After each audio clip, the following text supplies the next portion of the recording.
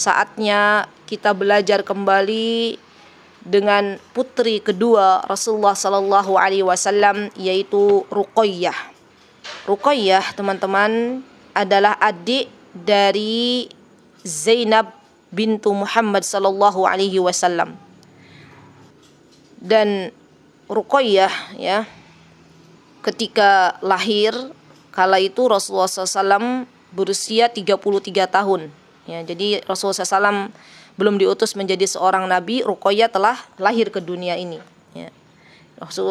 Dan ibunya Ruqayyah adalah Khadijah bintu Khuwailid. Ya, sama-sama Ruqayyah memiliki figur orang tua yang sangat luar biasa, yaitu Khadijah dan Rasulullah SAW. Maka tak heran Ruqayyah menjadi sosok yang sangat-sangat salihah, yang sangat luar biasa, karena ditempa, dididik oleh seorang wanita yang sangat mulia, yaitu Khadijah bintu Khuwailid. Ruqayyah menjadi sosok yang mencintai Allah dan Rasulnya, ya. Dan kala itu ketika Ruqayyah, ya, saat itu teman-teman, tibalah waktunya untuk menikah, maka Ruqayyah dilamar oleh anak-anaknya Abu Lahab. Ya, jadi waktu itu ketika Ruqayyah menikah, para ulama mengatakan Ruqayyah menikah dan Zainab pun menikah dalam usia-usia yang sangat-sangat belia, ya, usia 9 tahun mereka menikah. Dan itu menjadi sebuah hal yang sangat-sangat biasa di kalangan orang Arab. Kedewasaan mereka itu, teman-teman, dengan kedewasaan yang ada di tempat kita itu berbeda, ya. Saya bisa melihat kondisi bagaimana anak-anak kecil di Timur Tengah ketika kami belajar di sana itu di usianya 12 tahun, di usianya 10 tahun, mereka itu sudah dewasa, ya. Bagi seorang putri di usianya 10 tahun yang di zaman sekarang yang kami lihat itu, dia sudah bisa memasak, dia sudah bisa mencuci baju, dia sudah bisa mengerjakan pekerjaan-pekerjaan rumah tangga. Kalaupun nikah dia sudah siap, gitu, ya. Dan bagi laki-lakinya juga demikian, bagi anak-anak kecil yang laki-laki itu usia 12 tahun, usia SD, sudah bisa menyembelih kambing, sudah bisa menguliti kambing sendirian, ya.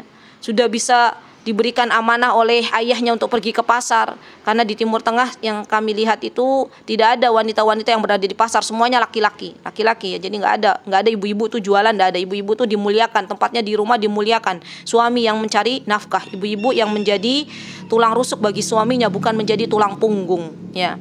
Dan subhanallah, Ruqayyah pun akhirnya dilamar oleh putranya Abu Lahab, ya. Ketika itu Abu Lahab punya 2 putra, yaitu Utbah dan Utaibah.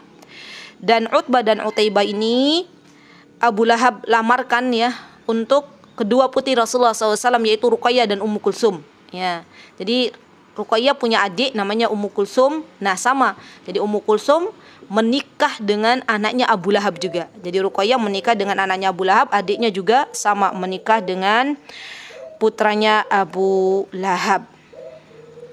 Nah, sebagaimana kita ketahui, teman-teman, bahwasanya Utbah dan Utaibah juga masih kerabatnya Rasulullah SAW. Kala itu sempat tersirat dalam diri Khadijah bintu Khuwailid akan kekhawatiran ketika putri tercintanya, yaitu Ruqayyah dan Ummu Kulsum, dilamar oleh putranya Abu Lahab, ya. Sempat terfikir oleh Khadijah, ya Allah, nanti bagaimana, ya, kalau putri-putriku itu ternyata nanti dipengaruhi oleh mertuanya, ya, karena mertuanya kan namanya Ummu Jamil, dan Ummu Jamil ini kan yang nanti akhirnya membawa kayu, ya, untuk duri-duri yang menjadi yang menghalangi dakwanya Rasulullah SAW, ya. Itu akhlaknya sudah tidak baik. Khadijah sudah melihat akhlaknya tidak baik, tapi Khadijah kala itu, teman-teman, merasa tidak enak kepada Rasulullah SAW, karena Abu Lahab ini masih kerabatnya Rasulullah SAW, pamannya Rasulullah SAW, ya. Nah, lihat, mereka menikah sepupu lagi, ya. Ruqayyah menikah dengan Utbah, ya, dengan Ummu Kulsum menikah dengan Utaibah, mereka sepupuan, ya. Dan akhirnya terjadilah pernikahan Utbah dan Utaibah, ya, dengan Ruqayyah dan Ummu Kulsum. Tatkala Rasulullah SAW diangkat menjadi seorang nabi, ya, kala itu langsung, ya, yang pertama kali memusuhi Rasulullah SAW, yaitu Abu Lahab. Ya, Abu Lahab dan istri beliau Ummu Jamil, dan mengatakan kepada putranya, ya, kepada Utbah dan Utaibah, memerintahkan keduanya untuk menceraikan istri-istrinya, menceraikan putri-putri Rasulullah SAW. Maka Utbah dan Utaibah pun akhirnya menceraikan, ya, putri Rasulullah SAW. Para ulama mengatakan sebelum mencampurinya, ya. Dan ini adalah kemuliaan dari Allah, ya, kemuliaan dari Allah.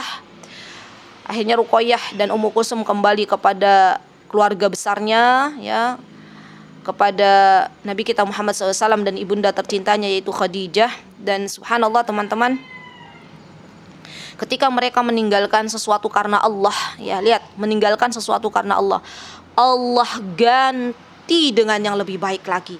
Allah beri Utsman bin Affan, sahabat yang sangat luar biasa, solihnya, tampannya, dermawannya, untuk menikahi Ruqayyah dan Ummu Kulsum akhirnya, ya, Masya Allah. Dan ini pelajaran yang seharusnya kita selalu ingat. Barang siapa yang meninggalkan sesuatu karena Allah, man taraka syai'an lillah awadahullahu khairan min. Allah Subhanahu wa taala akan menggantikan dengan yang lebih baik, sebagaimana Allah menggantikan Ruqayyah dan Ummu Kulsum ketika mereka meninggalkan Utbah dan Utaibah dengan kedatangan Utsman bin Affan radhiyallahu an. Nah, teman-teman yang dimuliakan oleh Allah, ya, setelah tahu bahwasanya ayahanda tercintanya diangkat menjadi seorang nabi, maka Ruqayyah pun, ya, memeluk Islam, ya. Dan ketika itu Ruqayyah usianya masih 7 tahun, ya. Ruqayyah ditawari oleh ibunya untuk masuk Islam, dan Ruqayyah kecil, ya, masuk Islam bareng bersama Khadijah bintu Khuwailid. Nah, Ruqayyah ini beliau diberikan julukan Dzu Hijratain. Dzu Hijratain itu maksudnya Ruqayyah di masa hidupnya beliau pernah hijrah 2 kali, yaitu ke negeri Habasyah dan ke kota Madinah. Di Ruqayyah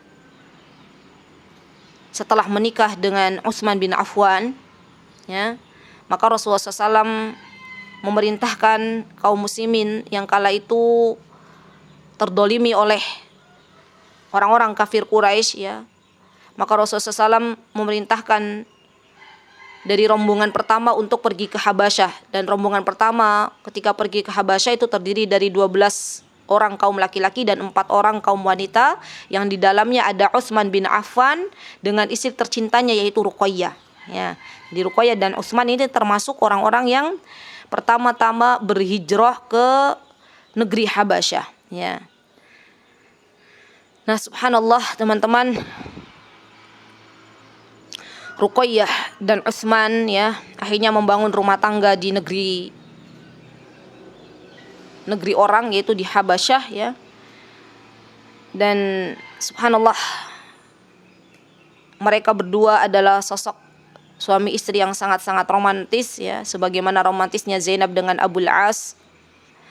Kemudian Allah Subhanahu wa taala memberikan mereka berdua seorang anak yang kemudian akhirnya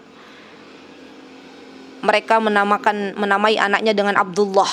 Maka Ruqayyah pun dikenal dengan Ummu Abdullah, ya. Jadi Ruqayyah terkenal kunyanya Ummu Abdullah dan juga mendapatkan julukan Dzu Hijratain, ya. Nah, teman-teman yang dimuliakan oleh Allah Subhanahu wa taala, setelah akhirnya Ruqayyah dan Utsman hidup di Habasyah, kemudian mereka suatu hari mendengar, ya, bahwasanya kaum muslimin kala itu sudah berada dalam aman, ya. Jadi berita ini mereka dengar di Habasyah, maka Ruqayyah meminta izin kepada suaminya, ya. Dan ini sosok yang sangat-sangat luar biasa, istri salihah yang meminta izin kepada suaminya, wahai suamiku, wahai belahan jiwaku, wahai pangeranku, bukankah kita telah mendengar berita bahwasanya saat ini kaum muslimin sudah berada dalam aman, ya, dalam keadaan aman di kota Mekah. Maukah engkau, ya, kembali lagi, ya, kita semua kembali ke kota Mekah agar bisa berjumpa dengan karib kerabat kita, ya. Karena Ruqayyah sangat-sangat merindukan ya sosok Ibunda Khadijah bintu Khuwailid dan Rasulullah SAW. Dan kala itu teman-teman, kembalilah Utsman bin Affan ya dan Ruqayyah ke kota Makkah. Tapi ternyata keadaan di kota Makkah tidak seperti apa yang mereka dengar kabarnya ya. Tetap kaum muslimin berada dalam cekaman ya, berada dalam tindasan dari orang-orang kafir Quraisy. Maka akhirnya Ruqayyah pun bersama suami tercintanya harus berhijrah ke kota Madinah ya, bersama ayahanda tercinta yaitu Rasulullah sallallahu alaihi wasallam. Tidak lama di kota Madinah ya, Rasulullah SAW kala itu memerintahkan kaum muslimin di tahun kedua Hijriyah untuk ikut serta dalam peperangan Badar ya, dalam peperangan Badar. Dan Utsman bin Affan ketika tahu bahwasanya Rasulullah SAW memerintahkan kaum muslimin untuk ikut dalam perang Badar, Utsman bin Affan yang saat itu diuji oleh Allah Subhanahu wa taala dengan sakit istri beliau yaitu Ruqayyah. Jadi Ruqayyah pada tahun 2 Hijriah ini mengalami sakit ya, dan sakitnya bertambah parah. Maka kala itu Rasulullah SAW mengizinkan Utsman bin Affan untuk tidak ikut perang Badar. Ya, Rasulullah SAW mengizinkan Utsman bin Affan untuk mendampingi istrinya ya yang tengah sakit. Dan Utsman pun akhirnya menuruti apa yang telah Rasulullah SAW perintahkan. Utsman tidak ikut berperang. Utsman merawat istrinya dengan setianya, Masya Allah ya, ini sosok suami yang sangat-sangat salih ya, ketika istrinya sakit tidak meninggalkannya begitu saja untuk memenuhi panggilan Allah dan Rasulnya, tapi dia berusaha untuk merawat istrinya ya atas izin Rasulullah SAW, dan Rasulullah SAW memberikan keringanan itu kepada Utsman bin Affan. Sampailah akhirnya Ruqayyah harus kembali kepada Allah Azza wa Jalla bertepatan dengan kemenangan kaum muslimin pada peperangan Badar. Jadi kala itu Zaid bin Harithah yang membawa kabar gembira tentang kemenangan Badar ya, saat itu bertemu dengan Utsman bin Affan. Dan kala itu Utsman bin Affan sedang berduka ya, karena istrinya telah kembali kepada Allah Azza wa Jalla. Maka Ruqayyah pun kembali kepada Allah Subhanahu wa taala di usia beliau 22 tahun ya. Jenazahnya dimakamkan di pemakaman Baqi ya di Madinah, dan Ruqayyah meninggal dunia tepat berada di samping suaminya Utsman bin Affan, dan suaminya merawat dengan setianya istri tercintanya. Subhanallah, inilah sosok-sosok teladan wahai kawanku, sosok-sosok teladan di mana Ruqayyah dan Zainab memberikan pelajaran yang sangat berharga kepada kita. Tidaklah meninggalkan dunia yang fana ini kecuali mereka berdua telah mendapatkan ridho dari suaminya. Semoga Allah Subhanahu wa taala menjadikan kita semuanya yang kelak Allah panggil kita semuanya ke hadapan Allah, kembali kepada Allah dalam keadaan suami kita ridho. Semoga Allah Subhanahu wa taala memberikan rahmatnya kepada Ruqayyah dan kepada Zainab, dan Allah kumpulkan Ruqayyah dan Zainab ya dengan suami-suami tercinta mereka yaitu Utsman bin Affan dan Abul As. Dan semoga Allah Subhanahu wa taala mengumpulkan kita semuanya kelak kita bisa berjumpa dengan keluarga besar Rasulullah sallallahu alaihi wasallam di surganya. Amin, Allahumma amin. Sedikit saya tadi terlupa bahwasanya Abdullah putra Ruqayyah dan Utsman ini meninggal dunia dalam keadaan dia masih kecil ya, jadi usia kurang lebih 6 bulan. Itu kemudian Allah ambil kembali ya, dan Utsman mendapatkan anak dari Ruqayyah. Wallahu taala alam bisawab.